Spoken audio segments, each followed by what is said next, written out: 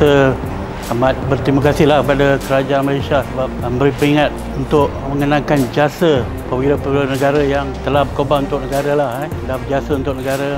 Rasa amat banggalah dapat peringkat ni pada hari ini.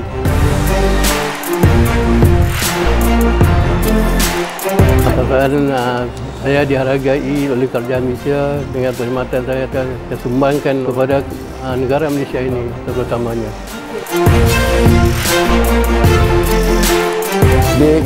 Diorang tak sangka saya dapat ini punya PJM. Because PJM is a service to the nation.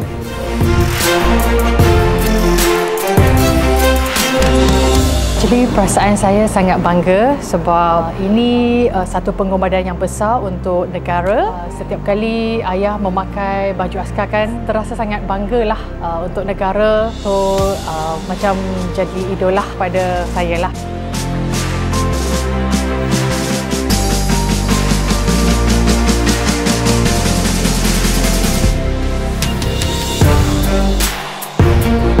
Saya bangga datang sini nak ambil pingat ni daripada suami saya punya pingat ni.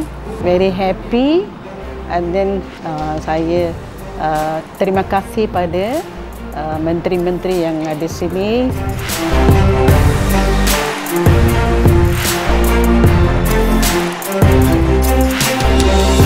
Sebagai isteri saya bangga suami saya dapat menerima pingat selama dia berkhidmat selama 10 tahun.